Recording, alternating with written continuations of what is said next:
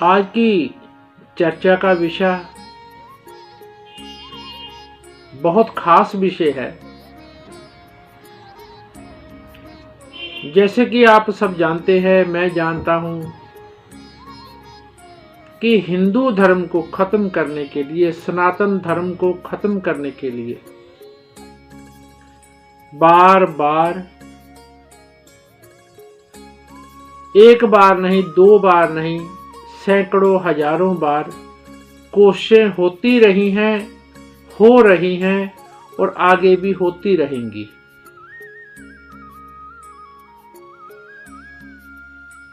इन कोशिशों में हमारे जो आराध्य देव हैं, उनके चरित्रों को बिगाड़ बिगाड़ कर दिखाया जाता है।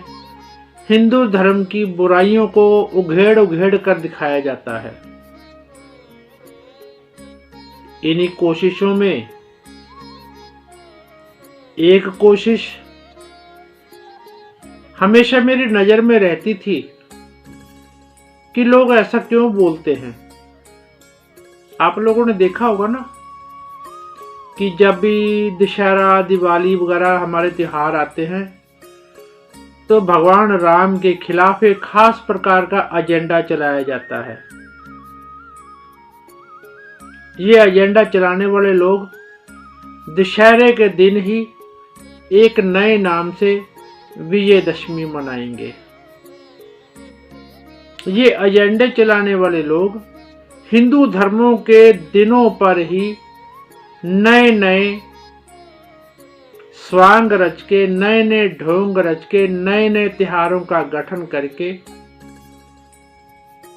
बीच में दखल अंदाजी जरूर करेंगे, और नहीं तो कई प्रकार के अच्छे बुरे ज्ञान हिंदू के ऊपर उंडेलना अपना फर्ज समझते हैं। जैसे कि वो सारे का सारा सुधार हिंदू धर्म में ही देखना चाहते हैं और उनको कोई भी सुधार की जरूरत नहीं है। ऐसे ही हिंदू धर्म को बदनाम करने की कोशिशों के बीच में मैं आपको एक बात बताता हूं। जब मैं इतना ध्यान नहीं देता था, क्योंकि मैं एक बात स्पष्ट करना चाहता हूं कि मैंने अपनी जिंदगी के बहुत साल उदासीनता में गुजारे हैं। अपने धर्म के प्रति उदासीनता और दूसरों के धर्म के प्रति उदासीनता, ये मेरी जिंदगी का बहुत बड़ा हिस्सा रहा है। मगर इस हिस्से के बीच में एक कशिश थी, एक बात थी मेरे दिमाग में हमेशा कि मैं हिंदू हूं, अगर अपने धर्म के लिए मरना पड़ा तो मैं मरने से पीछे नहीं हटूंगा। मगर वहीं दिमाग में एक दूसरी सोच और भी थी। वो सोच ये थी कि अगर कभी मेरा मन बदल गया तो मैं सिख बनना ज्यादा पसंद करूंगा। मगर वक्त ने मेरे अंदर बदलाव दिए। बदलाव सबकी जिंदगी में आते हैं, सबकी सोच बदलती है। देखिए, युग नहीं बदलते, हम लोग कहते हैं युग बदल गया। सूरज वही है, चंद्र वही है, धरती वही है, आकाश वही है, बदला क्या है?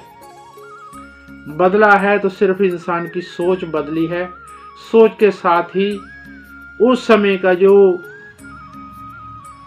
आप कह सकते हैं कि उसके आसपास का जो भी वातावरण होता है, जो सोच के कारण बदलाव आते हैं, उसी को हम युग परिवर्तन कह देते हैं। तो मेरे मन में भी सोच थी कि अगर कभी जरूरत पड़ी तो मैं सिख बनूंगा। मगर मैंने महसूस किया कि एक हिंदू धर्म ही ऐसा है जो अपने आप में मस्त रहता है और इसके बावजूद सब धर्म इसको मिटाने में ही दिलचस्पी रखते हैं। यहां तक कि मैंने महसूस किया कि जो धर्म इसकी ढाल बनाकर गुरुओं ने सामने रखा था, वह भी आज उस रूप में नहीं है। खैर, हम उस चर्चा को उधर नहीं लेके जाएंगे, बात करेंगे अपनी बात की तरफ। पलट के अपनी उसी जगह पर आते हैं। जब मैं छोटा था तो चलते फिरते देखा करता था कि एक नई तरह की विजयदशमी मनाई जा रही है, अशोक विजयदशमी, ऐसे करके। फिर कुछ साल बीते, फिर मैंने देखा कि महात्मा रावण के नाम के पोस्टर लगे हुए हैं, बड़े बड़े पोस्टर, बड़े बड़े बैनर लगे हुए हैं। और एक महात्मा जो कि आज उनका जानता हूं, उस समय तो नहीं जानता था मैं, महात्मा दर्शन रतन रावण नाम के एक ज्ञानी है। उनसे मेरी पर्सनल कोई भेंट नहीं हुई है, कोई जानकारी नहीं है मुझको उनके बारे में, लेकिन उनके जितने मैंने विचार सुने हैं बहुत अच्छे विचार हैं उनके। मगर फिर भी मैं ये समझ नहीं पाया कि उन्होंने समाज को गलत दिशा क्यों दिखाई।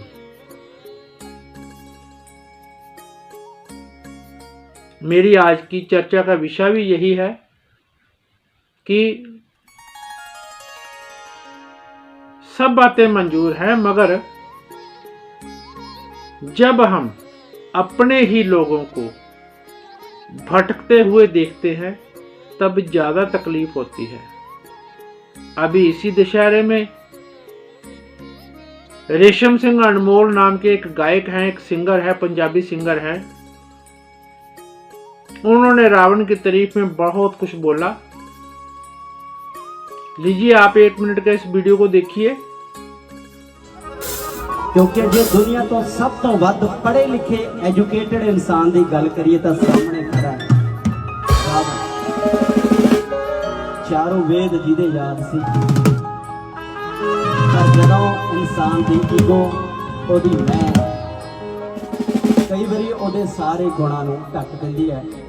पर फिर भी जे अज आपां इन्हां नूं याद करदे हां, कुछ चंगे गुण सीगे रावण के कोल भी, जिहड़ा सानूं सीखण नूं मिलदा है। जे सीता ने अग्नि परीक्षा पास की ना, ਇਹਦਾ मतलब रावण का करैक्टर वधिया सी, कुदरी जोरदार काम सानूं सीखण नूं मिलदा है ना। फिर भी बहुत सारा अच्छाइयां सीगियां ते अज आपां उन्हां नूं याद कर रहे हैं और काफ़ी कुछ सीखण नूं मिलदा है। क्योंकि जो दुनिया, पहली बात तो ये है कि रावण इंसान नहीं था। दूसरी बात ये है कि उनका करैक्टर कितना अच्छा था, ये आज सबको जानना जरूरी है। और तीसरी बात मैं कहूँगा कि रेशम सिंह जी अनमोल बहुत ही धन्य इंसान हैं कि विलेन को भी इस प्रकार याद करें जैसे वो उनका कोई रिश्तेदार था जिसको ये श्रद्धांजलि दे रहे हैं। धन्य है ऐसे लोग। सीता जी ਨੂੰ ਹਰਨ ਕਰਕੇ ਉਹਨਾਂ ਨੂੰ ਆਪਣੀ ਸ਼ਕਤੀ ਨਾਲ ਹਰ ਕੇ ਲੈ ਕੇ ਗਏ, ਪਰ ਜਦ ਲੋਕੀ ਹੁਣ ਤੱਕ ਆਪਾਂ ਦੇਖਦੇ ਆ ਕਈ ਲੋਕਾਂ ਦੇ ਮੂੰਹੋਂ ਸੁਣਿਆ ਕਿ ਸੀਤਾ ਨੂੰ ਚੱਕ ਲੈ ਗਿਆ, ਪਰ ਐਦਾਂ ਕੁਝ ਨਹੀਂ ਸੀਗਾ। ਉਹਨਾਂ ਨੇ ਸੀਤਾ ਜੀ ਨੂੰ ਆਪਣੀ ਸ਼ਕਤੀ ਨਾਲ ਹਰਨ ਕੀਤਾ। ਸੀਤਾ ਜੀ ਨੂੰ ਸ਼ੁਰੂ ਤੋਂ ਲੈ ਕੇ ਜਿੰਨੀ ਦੇਰ ਉਹਨਾਂ ਦੇ ਕੋਲ ਸੀਤਾ ਮਾਤਾ ਰਹੇ ਆ ਉਹਨਾਂ ਨੇ ਸੀਤਾ ਜੀ ਨੂੰ ਟੱਚ ਵੀ ਨਹੀਂ ਕੀਤਾ। ਸਭ ਤੋਂ ਵੱਡੀ ਗੱਲ ਤਾਂ ਇੱਕ ਹੋਰ ਮੈਨੂੰ ਉਹਨਾਂ ਦੀ ਸ਼ਖਸੀਅਤ ਬਹੁਤ ਚੰਗੀ ਲੱਗੀ ਕਿ ਉਹਨਾਂ ਨੇ ਜਦੋਂ ਸੀਤਾ ਜੀ ਨੂੰ ਉੱਥੇ ਆਪਣੇ ਕੋਲ ਰੱਖਿਆ ਅਸ਼ੋਕ ਵਾਟਕਾ ਦੇ ਵਿੱਚ, ਅਸ਼ੋਕ ਵਾਟਕਾ ਦੇ ਵਿੱਚ ਜਿੱਥੇ ਸਾਰੇ ਪਾਸੇ ਟੋਟਲ ਹੀ ਸਾਰੇ ਪਾਸੇ ਫਲ ਫਰੂਟ ਲੱਗੇ ਹੋਏ ਸੀ, ਜਿੱਥੇ ਸੀਤਾ ਜੀ ਸੀਗੇ ਬਿਠਾਏ ਸੀਗੇ ਉੱਥੇ ਲੇਡੀ ਸੈਨਿਕ ਸੀਗੇ ਸਿਕਿਉਰਿਟੀ ਦੇ ਵਿੱਚ। ਸਿਕਿਉਰਿਟੀ ਦੇ ਵਿੱਚ। ਸੀਤਾ ਜੀ ਇੰਨੇ ਸੋਹਣੇ ਸੀ, ਉਹਨਾਂ ਨੂੰ ਸੀਗਾ ਵੀ ਜੇ ਇੱਥੇ ਕੋਈ ਜੈਂਟ ਸੈਨਿਕ ਰੱਖਿਆ ਗਿਆ ਤਾਂ ਸ਼ਾਇਦ ਉਹਦੇ ਮਨ ਦੇ ਵਿੱਚ ਗਲਤ ਭਾਵਨਾ ਆ ਜਾਏ। ਉਸ ਕਰਕੇ ਉਹਨਾਂ ਨੇ ਉੱਥੇ ਸਾਰੇ ਲੇਡੀ ਸੈਨਿਕ ਰੱਖੇ। ਜਿਹੜੇ ਵੀ ਜੈਂਟ ਸੈਨਿਕ ਰੱਖੇ ਉਹ ਅਸ਼ੋਕ ਵਾਟਿਕਾ ਤੋਂ ਬਾਹਰ ਰੱਖੇ, ਉਹਨਾਂ ਨੂੰ ਅੰਦਰ ਜਾਣ ਦੀ ਆਗਿਆ ਨਹੀਂ ਸੀ। ਉਸ ਤੋਂ ਬਾਅਦ ਉਹਨਾਂ ਨੂੰ ਇਹ ਵੀ ਪਤਾ ਸੀ ਵੀ ਸੀਤਾ ਨੇ ਜੇ ਮੈਂ ਉਹਨੂੰ ਦਰਬਾਰ ਦੇ ਵਿੱਚ ਕੈਦ ਰੱਖਿਆ ਤਾਂ ਦਰਬਾਰ ਦੇ ਵਿੱਚ ਉੱਥੇ ਕਿਤੇ ਵੀ ਉਹਨੇ ਕੁਝ ਖਾਣਾ ਨਹੀਂ ਸਾਡੇ ਕੋਲੋਂ। ਸੋ ਉਹਨਾਂ ਨੇ ਉੱਥੇ ਉਹਨਾਂ ਨੂੰ ਜਿੱਥੇ ਉਹਨਾਂ ਨੂੰ ਕੈਦ ਰੱਖਿਆ, ਫਲ ਫਰੂਟ ਦੇ ਬੂਟੇ ਸੀਗੇ, ਸਾਰਾ ਕੁਝ ਹੀ ਉਹਨਾਂ ਨੇ ਦੇਖਿਆ ਵੀ ਇਹ ਉੱਥੋਂ ਆਪਣਾ ਖਾਣਾ ਪੀਣਾ ਖਾਂਦੇ ਰਹਿਣਗੇ ਤੇ ਜੀਵਨ ਆਪਣਾ ਬਤੀਤ ਕਰਨਗੇ। ਮਤਲਬ ਖਿਆਲ ਵੀ ਰੱਖਿਆ ਗਿਆ, ਜੇਕਰ ਸੀਤਾ ਜੀ ਦਾ ਅਪਹਰਣ ਕੀਤਾ ਗਿਆ ਤਾਂ ਉਹਨਾਂ ਦੀ ਖੁਰਾਕ ਦਾ, ਉਹਨਾਂ ਦੇ ਖਾਣ ਪੀਣ ਦਾ ਖਿਆਲ ਵੀ ਪੂਰਾ ਧਿਆਨ ਰੱਖਿਆ ਗਿਆ।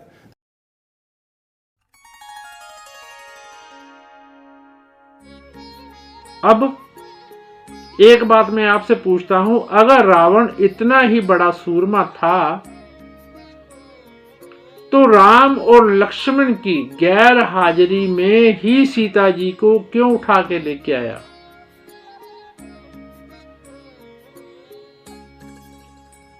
जिन भाइयों का रावण ने इस्तेमाल करना ही अपना फर्ज समझा, अपना अधिकार समझा, उसने अपने भाइयों को इस्तेमाल करने के सिवाय क्या किया? किसने कहा था कि भविष्य जी अगर अकल की बात कह रहे हैं, मंदोदरी अकल की बात कह रही है, मल्यवंत अगर अकल की बात कह रहे हैं, दूसरे लोग उसको समझाने की कोशिश कर रहे हैं कि तू उस बात को क्यों नहीं समझ रहे थे रावण? वो हमेशा अहंकार के बीच में ही क्यों लगे रहे?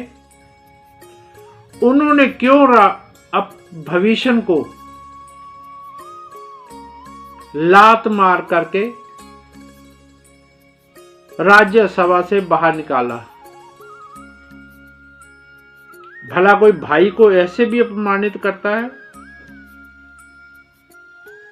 आप कहते हो कि रावण को बहुत दुख था, उसने राम से कहा कि तेरा भाई तेरे साथ है, मेरा भाई मेरे साथ नहीं है। उसको तो कुंभकर्ण ने भी समझाने की कोशिश किया था।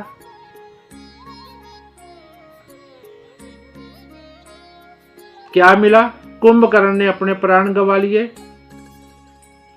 रावण ने सिर्फ एक औरत की इच्छा से और अपने ताकत के अहंकार से अपने सारे कुल का नाश करवा लिया।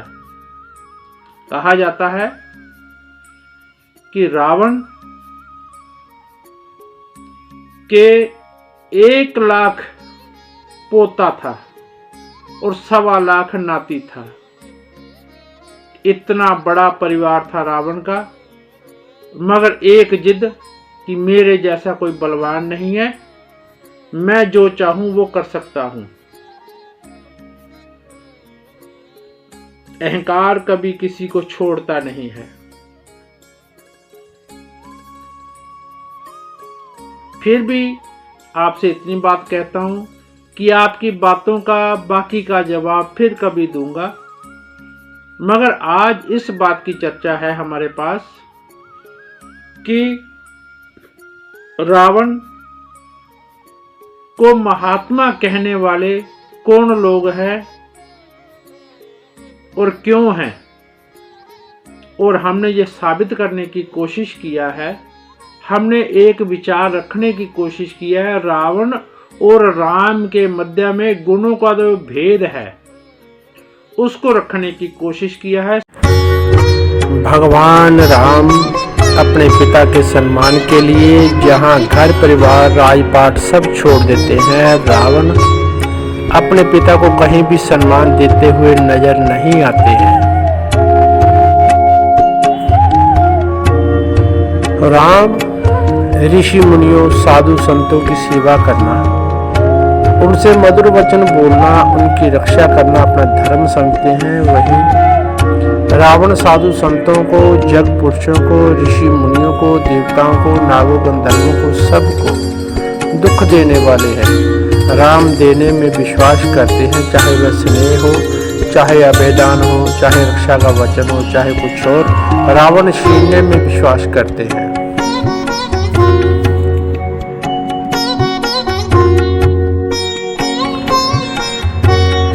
रावण की जिद के लिए उसके भाइयों को किसी को अपना घर परिवार लंका छोड़ना पड़ता है, तो कईयों को अपने प्राण गंवाने पड़ते हैं।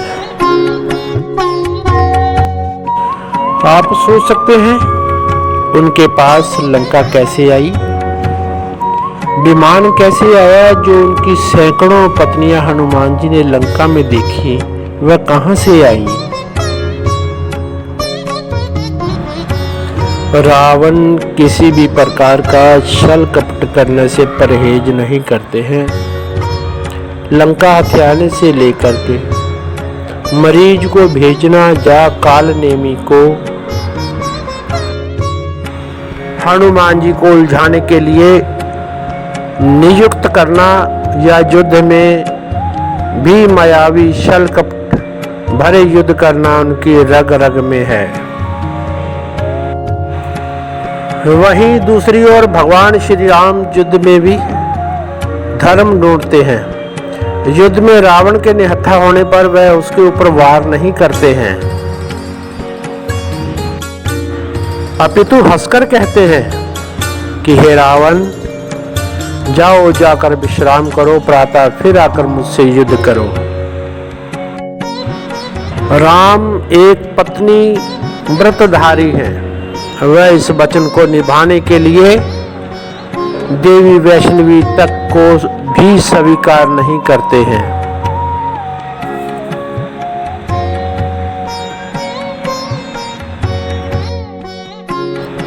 रावण बहुत पत्नी होते हुए भी हर युद्ध में दूसरों की लड़कियां, वह भी कुंवारी लड़कियों को उठाकर ले आते हैं।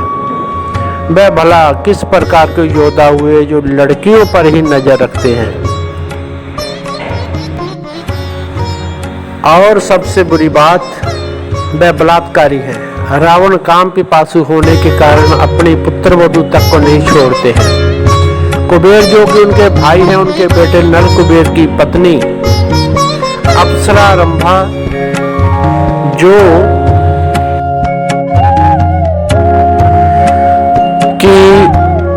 रिश्ते में उनकी पुत्र वधू लगती है, वह उससे बलात्कार करते हैं।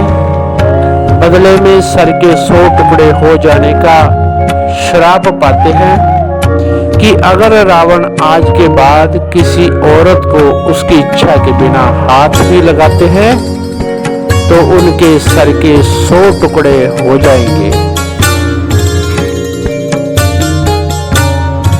राम शूरवीर पराक्रमी है।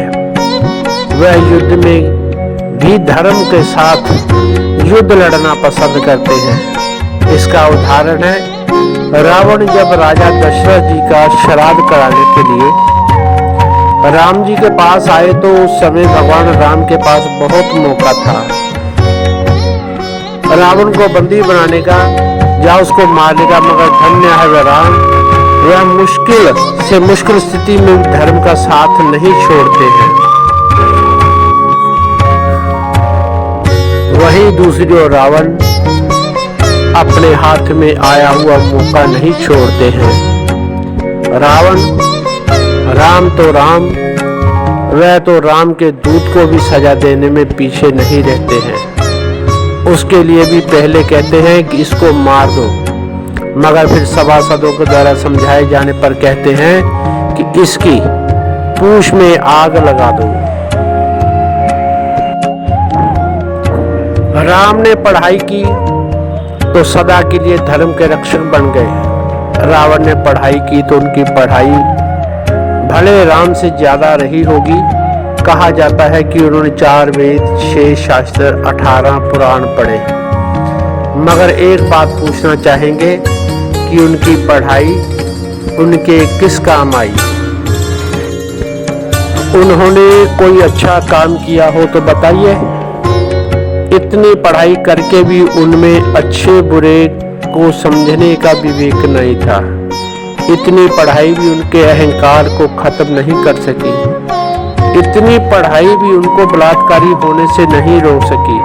इतनी पढ़ाई भी उनको दूसरों को सताने से रोक नहीं सकी।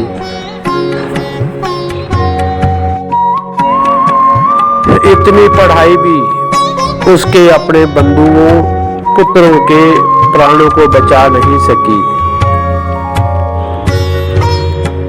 उनमें अगर इतने ही अच्छे गुण होते तो वाल्मीकि की रामायण के नायक राम नहीं रावण होते, और रामायण का नाम रामायण ना होकर के रावणायन होता।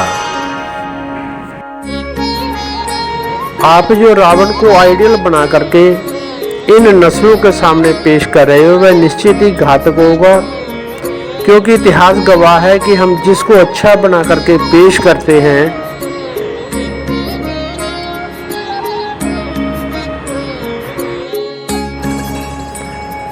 आने वाली पीढ़ियां उसी का अनुसरण करती हैं। इसलिए अच्छे को अच्छा कहना सीखो, बुरे को बुरा कहना सीखो।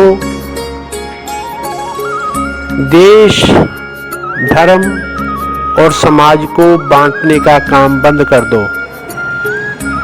देश की व्यवस्था और हिंदू धर्म की दुर्दशा के आप लोग ही जिम्मेवार हैं। आपको रावण अच्छा लगता है, कोई बुरी बात नहीं। सबका अपना अपना नजरिया है, मगर रावण के अच्छा होने से राम की महिमा कम नहीं हो जाती है, और ना ही राम की महिमा को कम करने का प्रयत्न करो। राम की यश कीर्ति की पताका फहराती है, फहराएगी। महर्षि वाल्मीकि जी ने रावण की जो खूबियां बताई हैं वह उसकी महिमा का गुणगान नहीं, वह उसकी व्यक्तित्व को दर्शाया गया है, जबकि उन्होंने गुणगान राम का गाया है। रावण अगर इतना ही अच्छा होता तो भगवान शिव का भक्त था, तो भगवान शिव उसको बचाने के लिए जरूर आते, जबकि भगवान शिव और पार्वती रामेश्वरम में भगवान राम को विजय का आशीर्वाद देते हैं।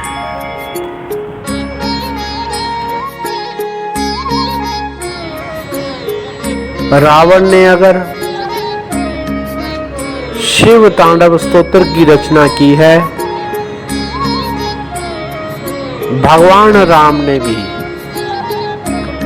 शमी शान निर्वाण रूपम स्तोत्र की रचना की है।